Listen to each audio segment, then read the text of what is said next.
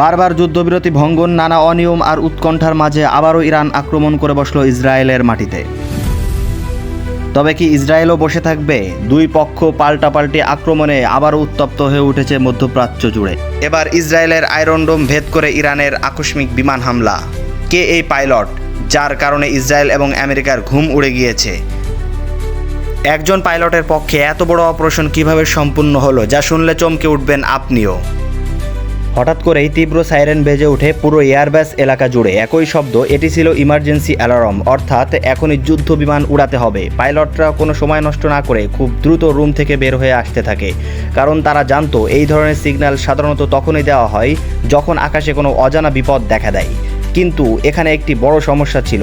Rest house থেকে মূল এয়ারপোর্টের রানওয়ের দূরত্ব ছিল প্রায় কয়েক কিলোমিটার দূরে। তাই তারা দ্রুত 8 থেকে 10টি সামরিক গাড়িতে উঠে পড়ল।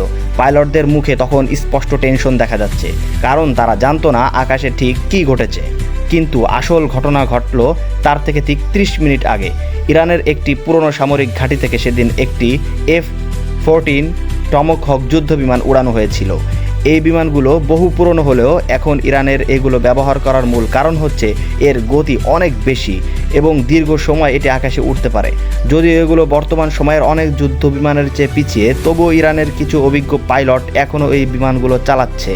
সেদিনের ফ্লাইটটি ছিল প্রতিদিনের মহড়ার একটি অংশ। পাইলট ছিলেন অত্যন্ত অভিজ্ঞ। শুরুতে সব কিছু স্বাভাবিক ছিল।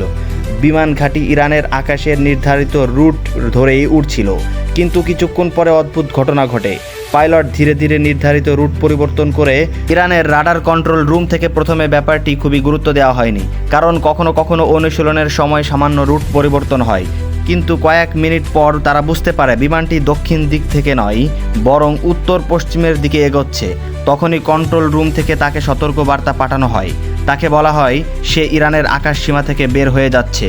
পাইলট তখন শান্ত গলায় উত্তর দেয় সে বিষয়টি ঠিক করছে এবং তাকে কিছুটা সময় দিতে হবে, কিন্তু বাস্তবে সে ফিরে আসছিল না। পুরনো F-40 টমহক যুদ্ধবিমানটি খুবই নিচু উচ্চতায় উড়ছিল। নিচু উচ্চতায় উড়লে অনেক সময় রাডারের পক্ষে বিমান শনাক্ত করা কঠিন হয়ে যায়। ধীরে ধীরে সে ইসরায়েলের উত্তর সীমান্তর দিক থেকে চলে আসে। এদিকে ইসরায়েলের রাডার কন্ট্রোল রুমে একটি অদ্ভুত সিগন্যাল ধরা পড়ল। প্রথমে রাডার অপারেটর সিগন্যালটি সঠিকভাবে বুঝতে পারছিল না, কারণ উত্তর সীমান্তে এমন কিছুই ছিল না যেখানে সাধারণ শত্রুপক্ষ নজরদারি চালাতে আসবে। অনেকেই ভেবেছিল এটি হয়তো কোনো ভুল সিগন্যাল। কয়েক মিনিটের মধ্যে পরিস্থিতি পাল্টে যায়। রাডারে দেখা যায় অজানা বিমানটি অত্যন্ত দ্রুত গতিতে ভিতরের দিকে ঢুকে যাচ্ছে। তখনই জরুরি অ্যালার্ম বাজানো হয়। রেমন এয়ারবেজে থাকা পাইলটদের জরুরি ভিত্তিতে যুদ্ধবিমান উড়াতে নির্দেশ দেওয়া হয়। কয়েক মিনিট পর পরিস্থিতি আরও জটিল হয়ে ওঠে। অজানা সেই পাইলট হঠাৎ করেই একটি গাইডেড মিসাইল নিক্ষেপ করে। সেখানে ছিল উত্তরা অঞ্চলের একটি সামরিক স্থাপনা। দূর থেকে ধোঁয়া উঠতে দেখা যাচ্ছিল।